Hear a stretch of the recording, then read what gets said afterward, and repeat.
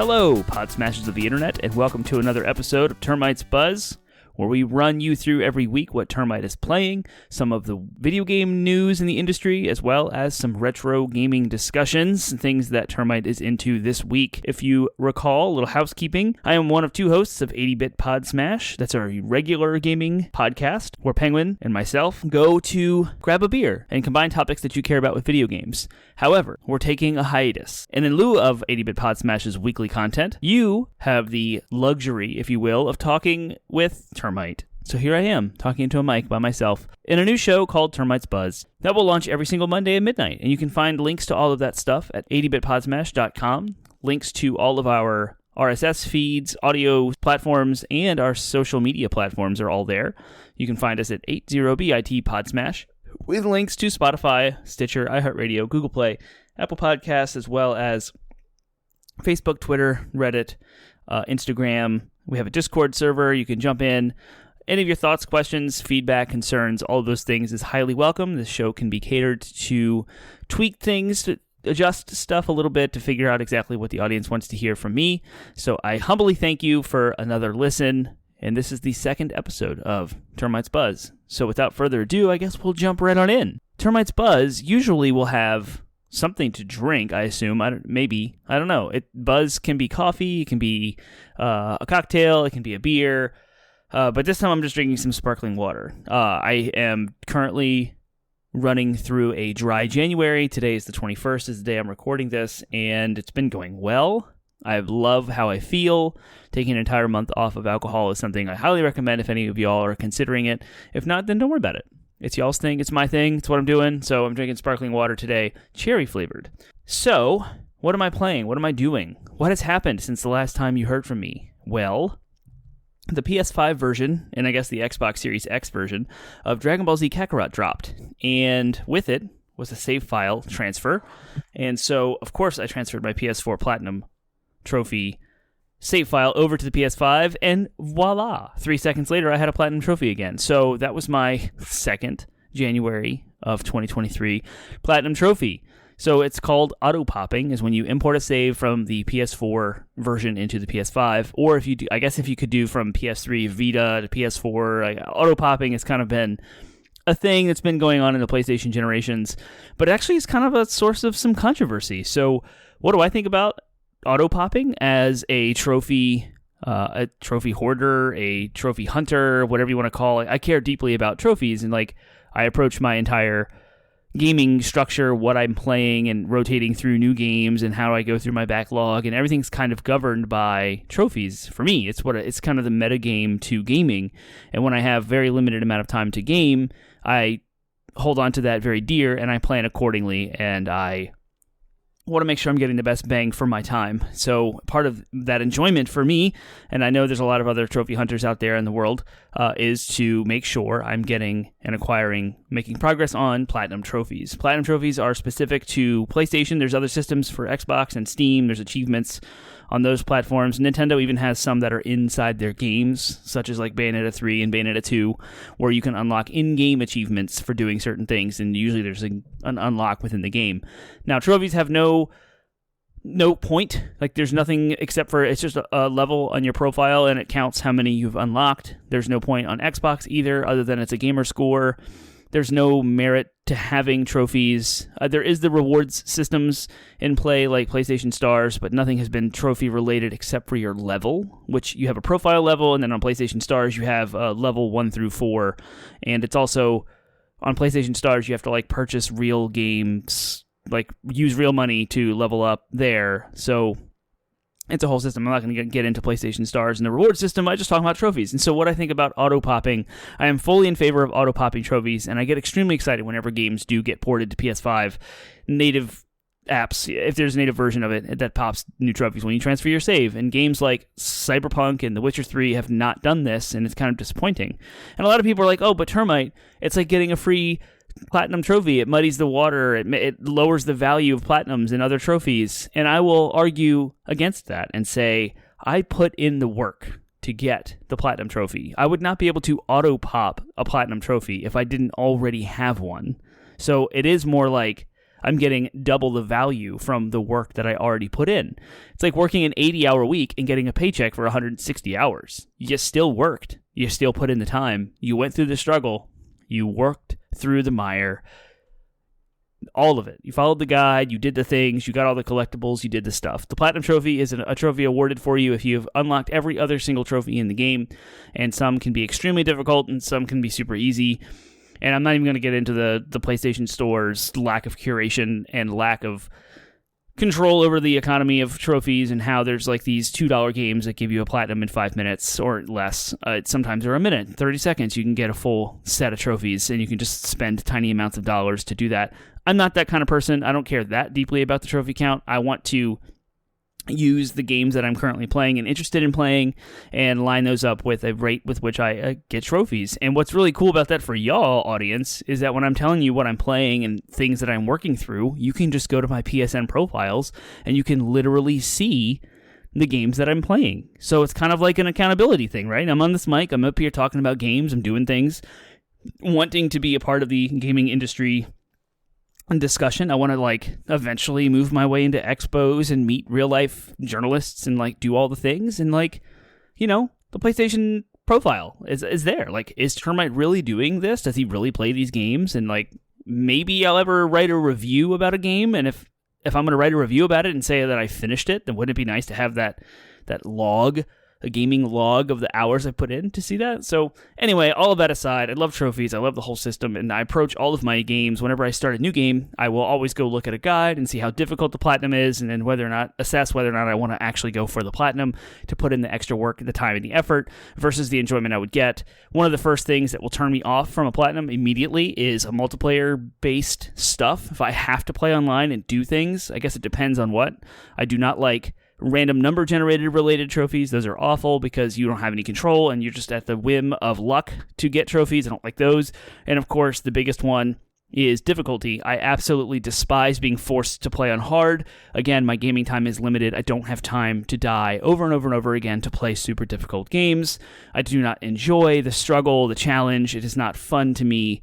And that is what is wonderful about gaming, is that everybody has their things. There's so much out there. There's so much to play, and there's so many different ways to approach gaming, however you want to spend your time, that there are lots of folks out there from software fans who love and adore super, super challenging gameplay with tight mechanics and love the challenge of dying over and over again and getting it incrementally better every time. And that's fine. If that's how you want to spend your hours gaming, go for it. I'm just saying it's not for me. So difficulty trophies are not fun.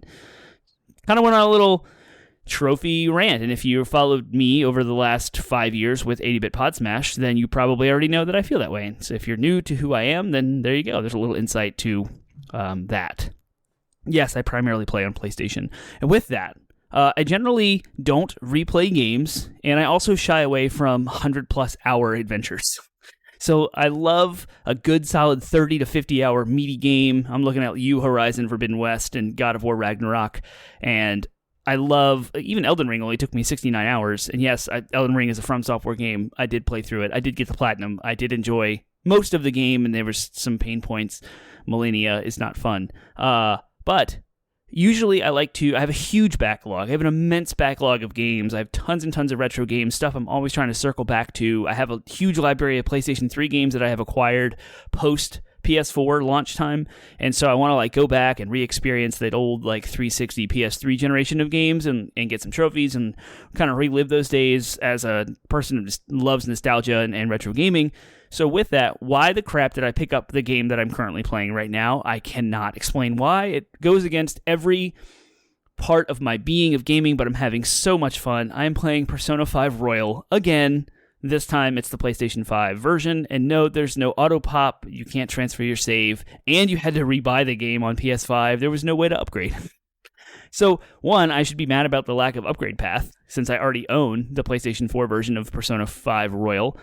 But no, I went ahead and bought the Steelbook version of the PlayStation 5 version of the game. Edition, version, edition, I'm saying version too many times. So, why did I do this? Well, I spent $20 on the first copy for PS4. It was on sale, and this one was $30. So total between two copies of Persona 5 Royal, both Steelbook editions, I spent $50, which is still $10 less than the original game was new. So I'm still ahead of the game as far as spending any money. Why am I spending the time?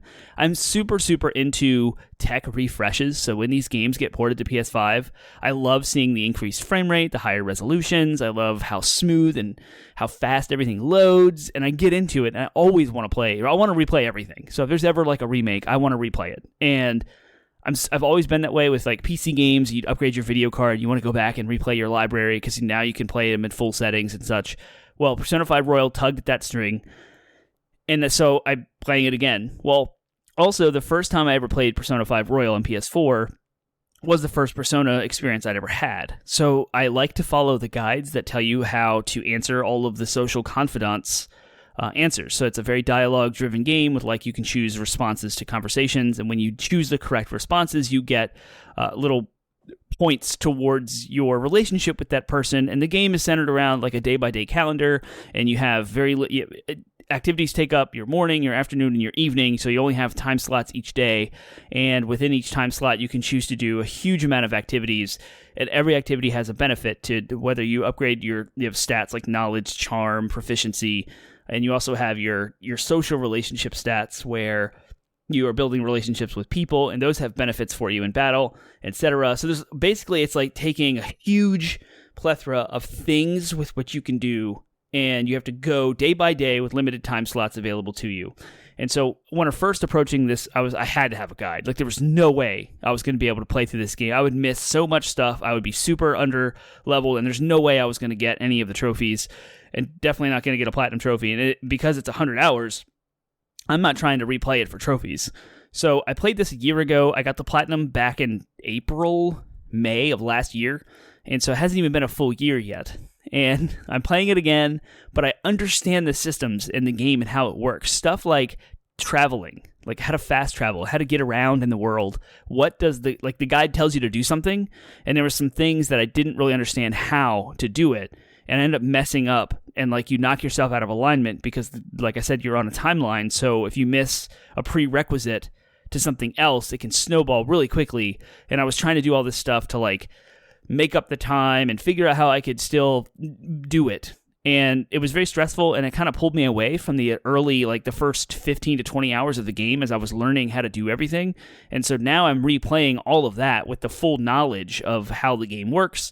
I've even gone and played Persona 4 over the summer since then, and Persona 4 is just like 5, but 5 has a lot more stuff to do. So I'm very comfortable now following the guide, and I'm following it to the letter. I know exactly what to do. I mean, if you've played any Persona game, you know that you can find your allies around the city or the town, and you can go talk to them. I didn't know you could do that. This is one example. I thought you had to follow like the suggested. You can press the touchpad, and it like brings up a list of suggested activities you can do that day. There's also a thieves' den where you can go online and see like what other people are doing. It's kind of a social constructed system to help you what you want to do and like grab suggestions and such. So I thought you had to follow those things. I didn't realize you had free reign to go anywhere you wanted. So now I do know that. And so when the guide says to go talk to this person, I know where to go to get them and all that kind of stuff. So anyway, I'm playing Persona 5 Royal. I'm super enjoying the upgraded graphics.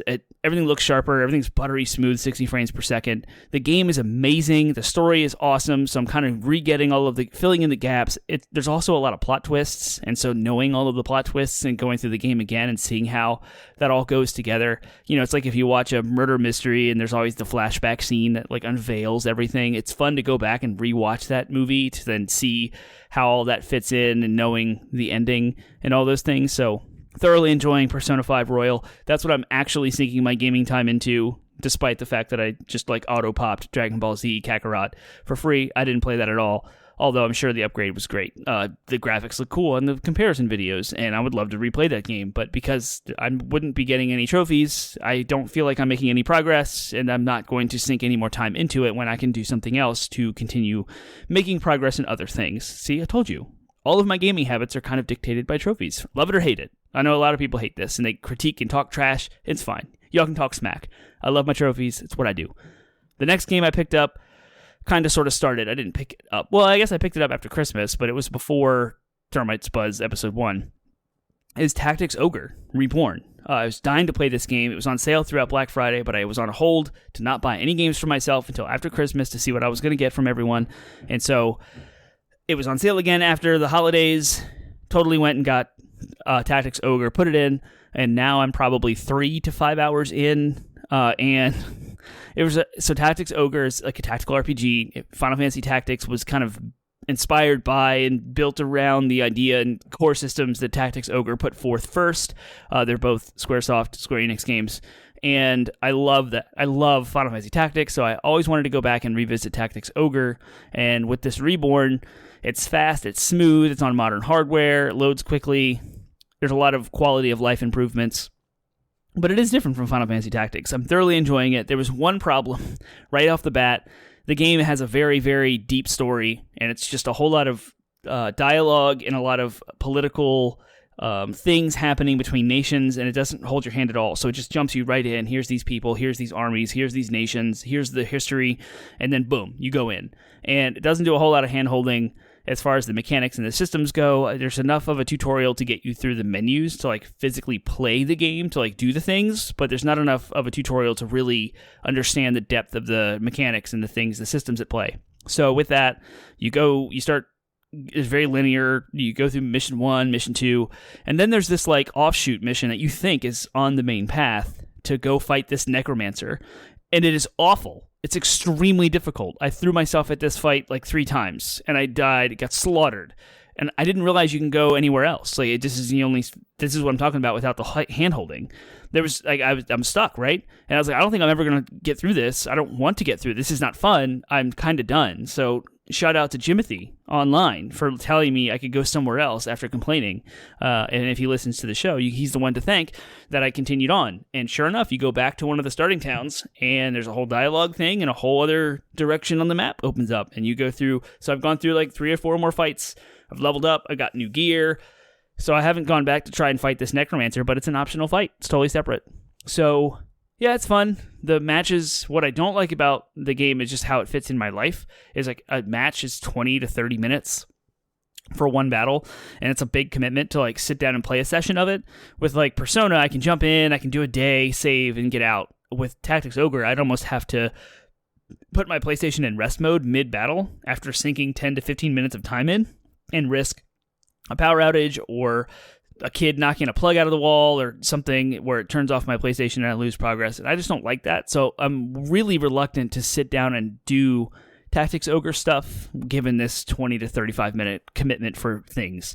But I'll get there. I'll get through it. I'm not going to platinum this game at all. It's way too big, way too long, and there's too much to follow. I'm just going to play through the main story, try and jump in, jump out, 30 to 40 hours tops, because there's probably some games coming up in the future that I want to talk about, which is a great segue to talk about and mention our Fantasy Critic. So Fantasy Critic is a fantasy game that we're playing with the flock, and by we, I mean me and Penguin. So the 5 of us have created a league where we are each our own CEO. I'm sorry if I've explained this and you've heard it before. Just bear with me. We're CEOs of a publishing company, and we've each selected games, and so that's ongoing. And with it, what's fun is that we always get to keep track of what's coming out over the horizon. So what is coming out next that I actually care about? I will be following the Forspoken reviews. It comes out on January 24th, which is tomorrow from the day that you're listening to this, if you're on time. Comes out on Tuesday the 24th, and then after that is the Dead Space remake on January 27th. So there's already some titles that I'm slightly interested in that I'd like to move on. So that's why Tactics Ogre will just be a mainline game, and who knows how long Persona 5 Royal I will be into. I don't know if I'm going to platinum it again. I'm still following the same guide, so I can always jump back whenever I feel like getting back to it. But right now I'm in the throngs of it. It's got me. It's hooked. I'm dying to play through it. I want to play it now. I don't want to be talking into this mic. I want to go play Persona. Whew. Yeah, that's that. That's what Termite's playing. It's what's going on in Termite's trophy gaming life, and we're already almost 20 minutes in. So, some news. What happened this week in the gaming industry? I'll start with good news-ish and bad news. Good news is Nintendo has announced something unprecedented for a console lifecycle. The Nintendo Switch is actually going to be Nintendo plans to boost Switch output to meet resilient demand, which is crazy. So there's an article on Bloomberg, which is the initial article, and it's not allowing me to read it because I'm not a subscriber. So I have to figure out a way to get the article. All right, cool. With that, so I'm going to read from Bloomberg. It's by Takashi Mochizuki, and Debbie Wu. Excuse the botching of those names. Nintendo Co. plans to increase production of its 6-year-old Switch console in the coming fiscal year after shipping roughly 21 million Switch consoles in the year ending in March, according to people familiar in the matter. The Kyoto-based company has lowered its sales forecast for the console to 19 million units in November because of component shortages, but is now convinced it can make more and demand remains strong. Asking not to be named, people who are talking in this article are asked not to be named because discussions aren't public. The move to increase the output is unexpected measure at a late stage in the console's lifecycle. Nintendo has told suppliers, and assembly partners it intends to churn out more Switch units in the fiscal year starting in April, but has not yet communicated a precise target.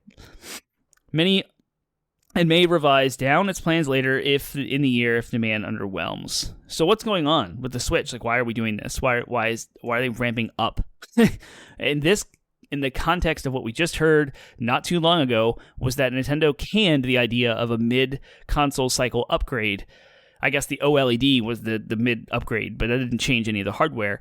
But Digital Foundry had come out that Nintendo had planned to initially have some sort of step upgrade, and then they changed those plans, probably as a result of the pandemic, supply shortages, etc.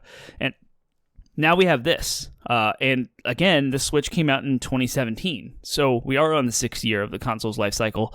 And we've also heard kind of some murmurings that Tears of the Kingdom, Legend of Zelda, is going to be the Switch's last big title. So why would they up production now? It's kind of a hard question to answer, but from my perspective, speculation, we had crazy supply line shortages. The demand for the Switch has not waned. It's still the number one selling console month after month. And over the holiday season, it was the most selling console. There's zero reason for Nintendo to slow down. It does not make business sense for them to even start slowing it down. If they're going to sell them, why not make them, right? That's kind of how it works. We're going to up production. We're going to meet the demand.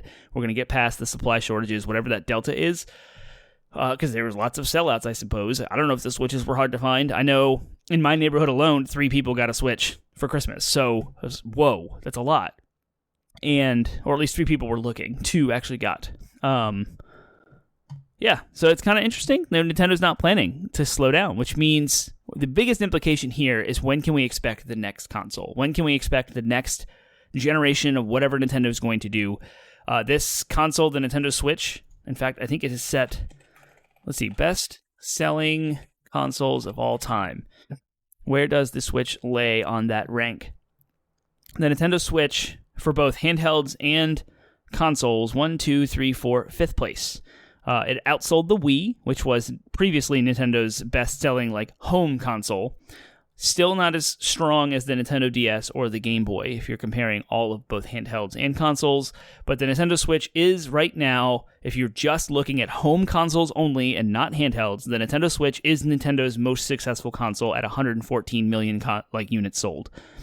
That's nuts. So they're not slowing down. Extended life cycle, I get it. That's what Nintendo's going to do. And they're probably going to come out with something new, announce it.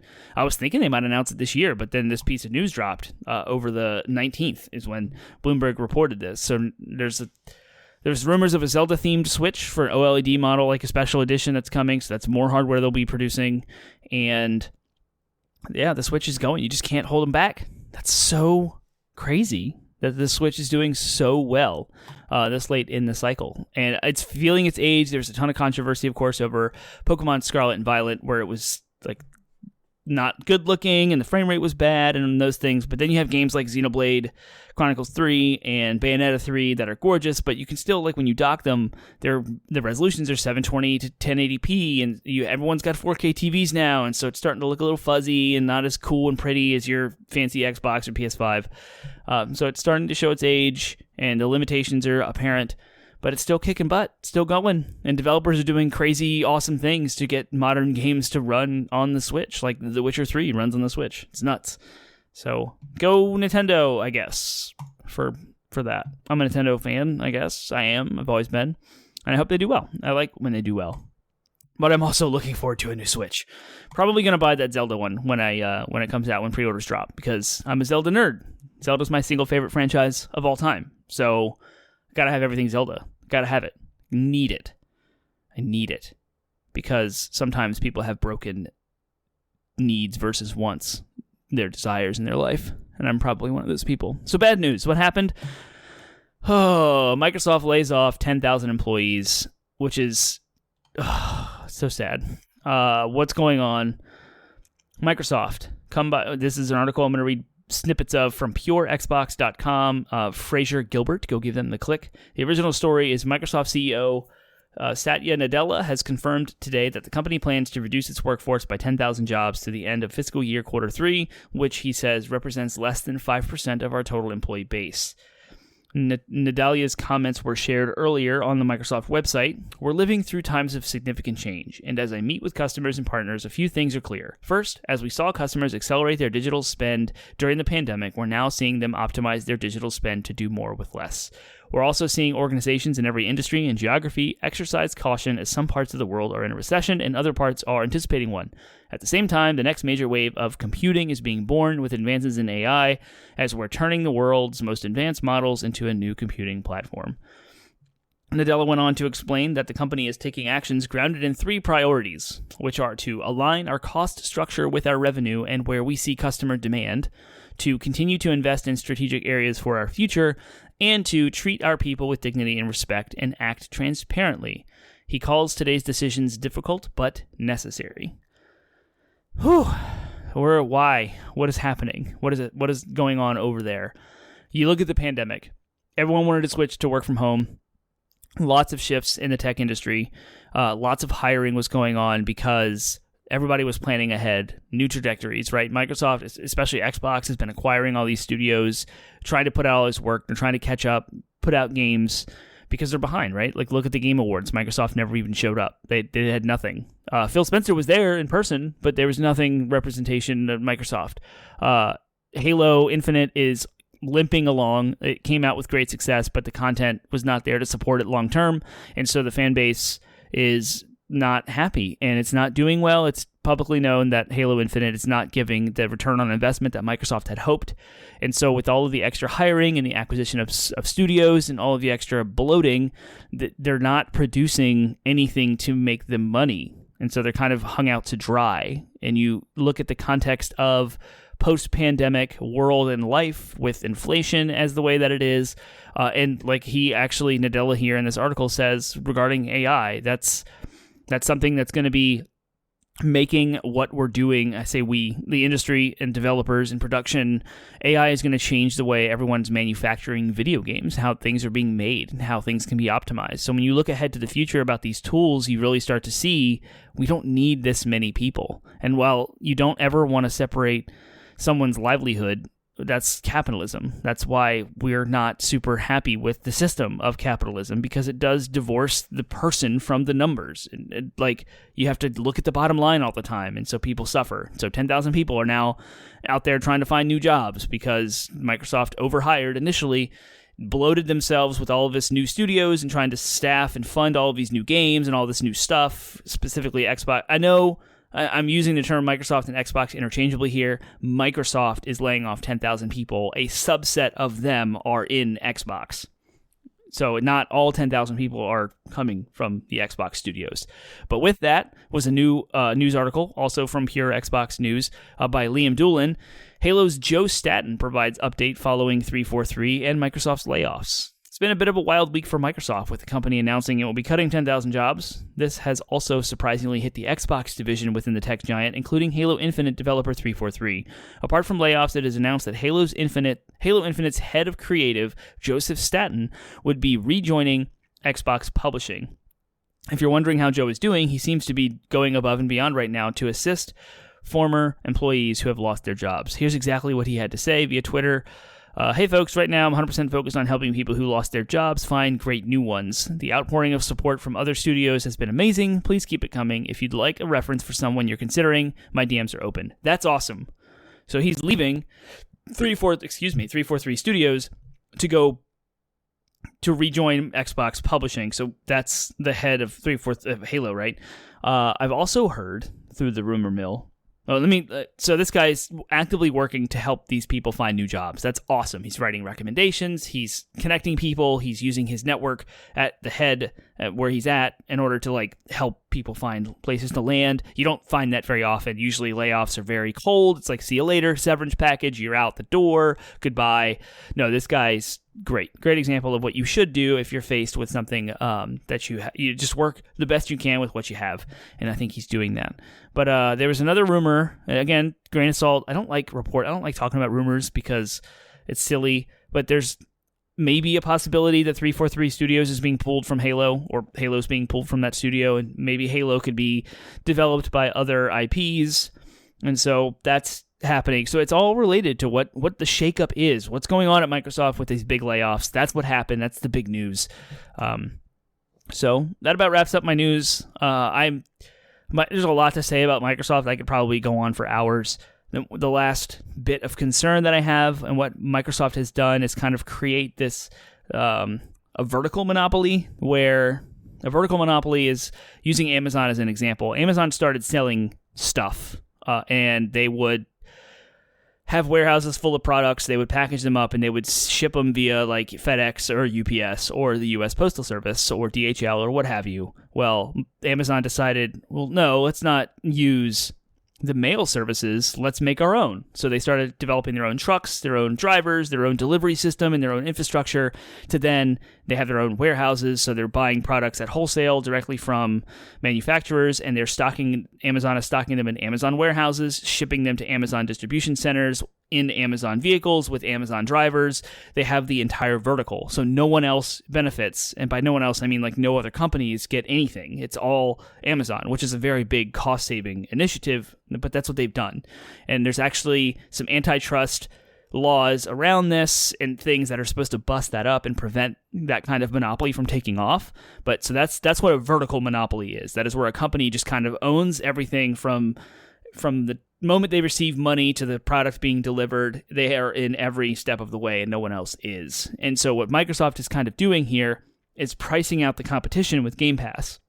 And they're sort of creating an analogy of a vertical monopoly in the gaming industry, because they're acquiring all of these games on Game Pass, and suddenly, because Game Pass has it, and it's so cheap and so approachable by the masses, it makes it extraordinarily difficult for Nintendo or Sony or PC platforms to be able to sell a copy of their game at full price when people can just go over to Microsoft and get it super cheap. So it's a major disruption to the market, and it's affecting the back end of things that we don't see as consumers. And so the deals behind the counter of like what publishers and what dev studios are actually working with Microsoft to put games on Game Pass, and the deals they're signing, and how it de-incentivizes those development studios and publishers to work with Sony and Nintendo and Steam and etc. And so you're locking in games under exclusive things with Game Pass, and so it's a whole mess. And Microsoft's already kind of doing that, and I don't think that that's the best for the gaming industry as a whole, despite how much I love Game Pass as a consumer and how wonderful it is and how I could live solely as a gamer just on Game Pass. So it's kind of a two-edged sword there, right? I have to, as the consumer, I enjoy it, I love it, it's great. Game Pass is the best deal in gaming, hands down. But on the back end of that, it's how is it going to disrupt and affect development and publishing of new games, new content, new studios, new IP, and all the things that we love to do and how we love to consume games. So Microsoft's doing that already. So when they lay off 10,000 people, it kind of doesn't look good, especially when they're trying to seal a deal to acquire a $70 billion transaction of Activision and Blizzard, and all that's going on. So Microsoft is just, who knows what's going on, what it's going to mean. Xbox is still doing their thing, I guess, but at least Sony and Nintendo are consistent. And I'm excited about PlayStation VR 2 and all the new possibilities coming out next month for that. I digress. So we're 35-ish minutes into the show, and now we're going to talk about retro gaming. I love retro gaming. I have a deep passion for retro gaming. I have a passion for preserving the original gaming mediums from the 80s and on. I don't have anything from the 70s, but I have over 1,000 games in my collection. I've got all the consoles from the 80s forward, except for I don't think I have a Sega 32X yet. But other than that, I pretty much have all of them, I think. And so I like to talk in this segment of my show about new things I'm either adding to the collection, or something I'm actually playing, and some of the thoughts and ideas that playing retro games has on me and what I'm doing. So I've acquired a few games, actually. I will follow up last week's conversation with the Goodwill Finds website. I got I ordered Mario Party 7 and Mario Party 5 for GameCube, and I got shipping confirmation and tracking number email from that order. It was one order with two things. The shipping information had the same order number, said the order had been shipped, but the price in it was only for one of the two items. Sure enough, I received only that one item on the day they said I would. So where was the other one? The other game was Mario Party 5. I never received another shipping email. I never received any separate confirmation email. I reached out to customer service twice, 2 different emails, and I just received Mario Party 5 in the mail. It just showed up. No communication at all. And in fact, days after I received the copy in my hand, I then got an email from Goodwill saying the order had been shipped, which doesn't make any sense. It's all backwards. Whatever they're doing over there, I have no idea. I will not be ordering any more retro games from Goodwill Finds, especially because like these games, the total cost of 2 games was about $150. I think one was $75 and the other one was like $80, but I had a coupon code and had to pay shipping, and so like the whole order was $175 or something. I don't remember the math, but they're not cheap. It's kind of a risk, right? You're already buying something used online that you don't have any guarantees for. I can't return this stuff. Like, I don't think. Maybe, right?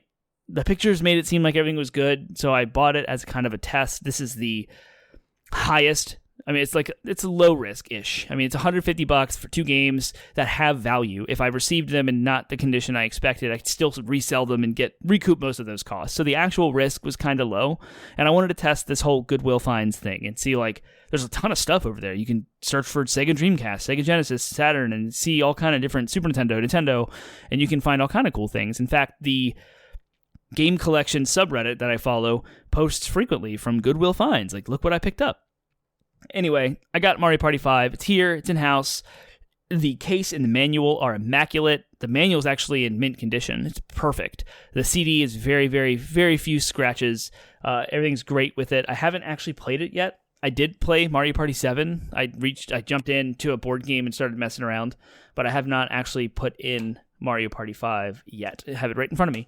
I went to a board game store here in Charlottesville called The Endgame, I believe is what it's called, and I came home with 2 new NES games, and they are Ninja Gaiden 2 and Xevious, and they were just the cartridges, no boxes or manuals, but I've been dying to add a Ninja Gaiden game to my collection because they are notoriously difficult, but also very famous. So it's my first one, which is the sequel.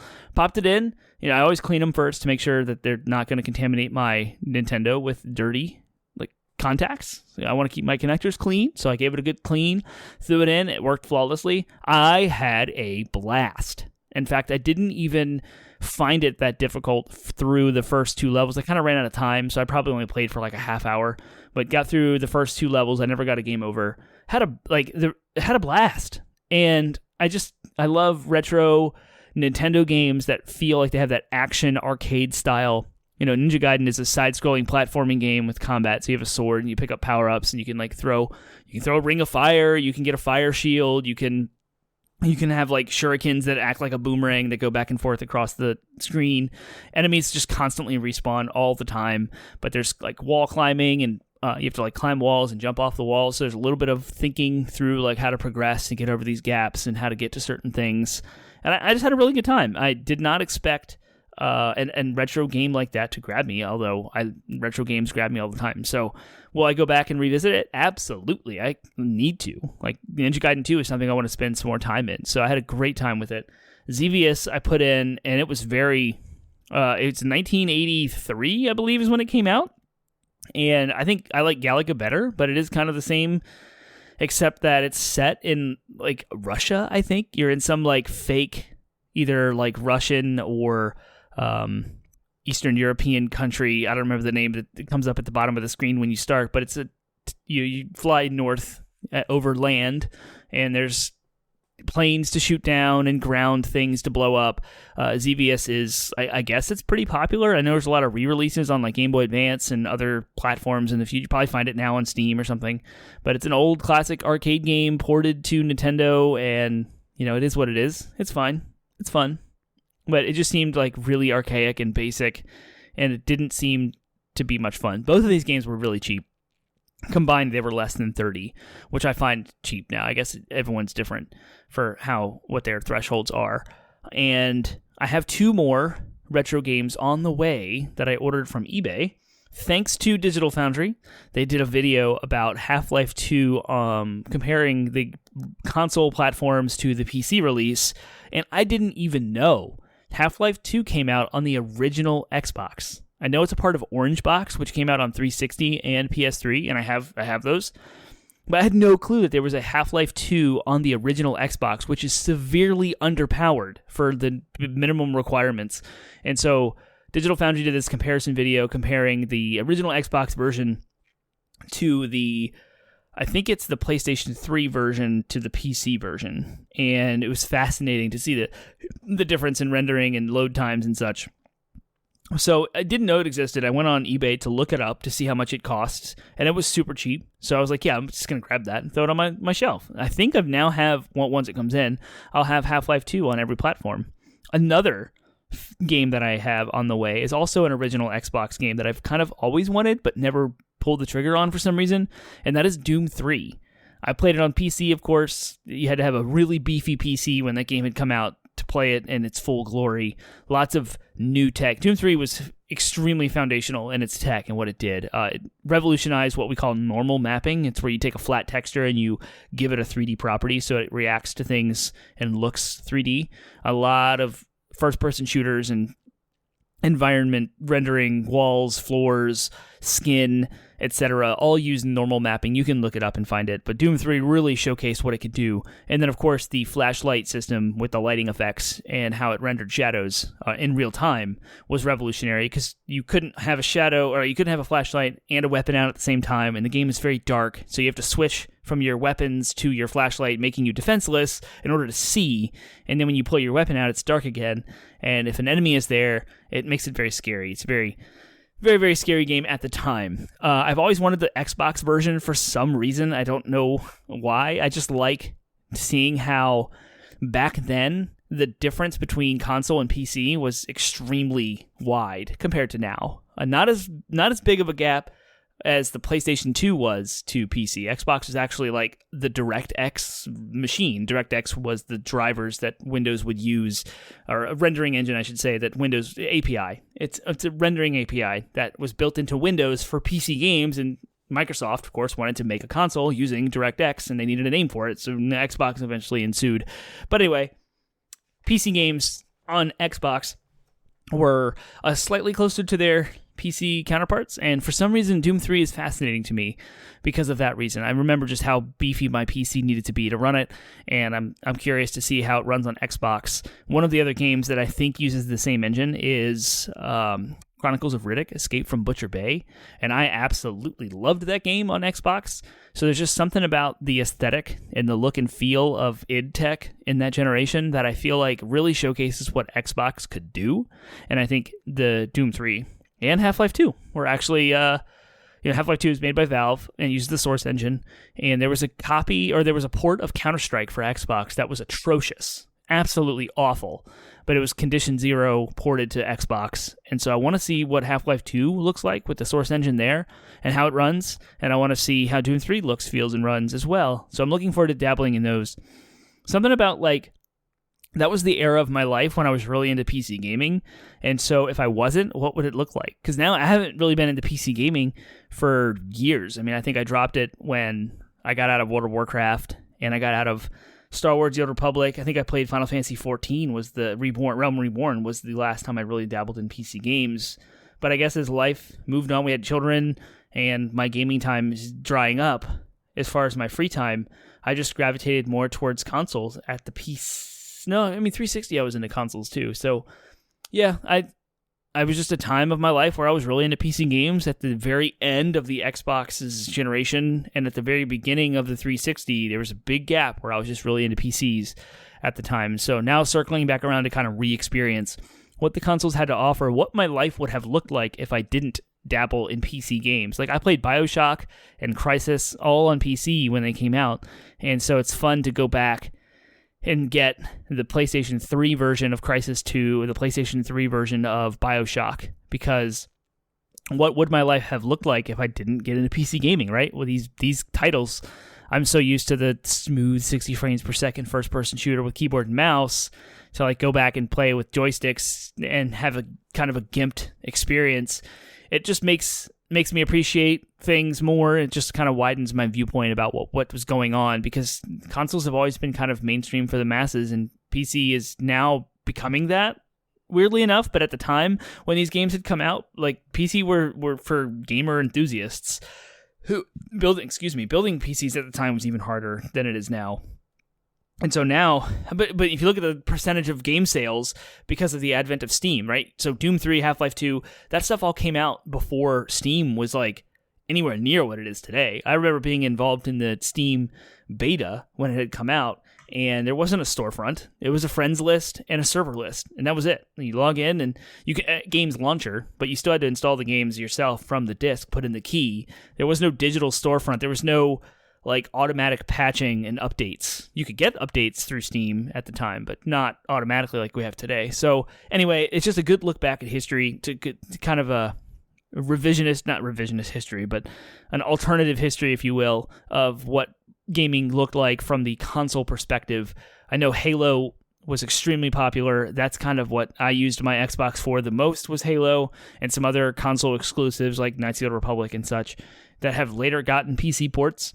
But yeah, Half-Life 2 and Doom 3 were like the pinnacle of PC shooters at the time when they had come out, and now I get to look at what they looked like from the console player's perspective when I get them. And they should be in the mail, one of them today and one next week. And when I actually do pop in Mario Party 5, I want to collect all the Mario Parties, so I'm going to talk about that for a second. It's part of like, I don't have a goal for a collection. Like some people set out to, I want to have every NES game. I want to have a full selection of North American releases of N64. And you can see people acquiring that online. You can follow them and you can see what they're doing. Where I have like this no frills, no guidelines kind of like gut check feeling thing where I'm just like, yeah, I want that.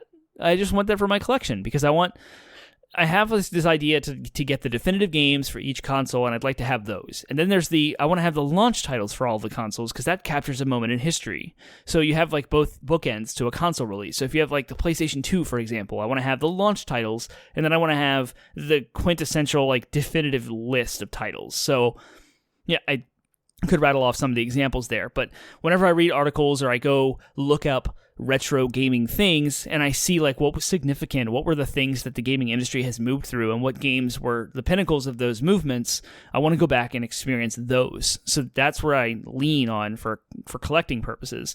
And the Half-Life 2 and the Doom 3 are kind of falling into that. Like this really showcased the power of what Xbox could do because those games were designed for machines with way higher specifications and horsepower than the original Xbox could provide, so you're really stretching the Xbox there. Like that's it. But then you have I have a Dreamcast, right? And one of the best games for Dreamcast is Sonic Adventure 1 and 2 and Crazy Taxi or like Ready to Rumble Boxing or something. And I got to have like the list of games that really showcase what the Dreamcast could do and what fans of the Dreamcast really enjoyed. So that's kind of how I build my collection. And with that is Mario Party, which is like essential for the GameCube, right? It's got 4 controller ports, and at the time of my life when I was playing the GameCube, at the age I was at, Mario Party just wasn't as appealing to me at the time. It was Mario Parties 1 through 3 on the N64 hit me right when I was supposed to be, like I was right at the correct age, friends getting together, Mario Party, board game style mini games, let's go. And then for some reason, like through the GameCube lifecycle, I was focused more on using my GameCube for single player experiences and then using Xbox for like online experiences and PC for shooters. And so I wasn't gravitating towards the Mario Party games as they had come out. So I don't own any of them on GameCube. Now I have 5 and 7, but I still need to get 4 and 6. And now I'm starting to get enough Mario Party games in the collection that I kind of want to have all of the main numbered ones there. So I have 1, 2, 3, 5, 7, 8, and that's it. And I guess I have the Superstars on the Switch, which is not really a numbered one. So I got to fill the gaps now. I want to have the whole Mario Party. So I want to line them all up and say, hey, I've got every Mario Party game. So that's kind of what I'm working on.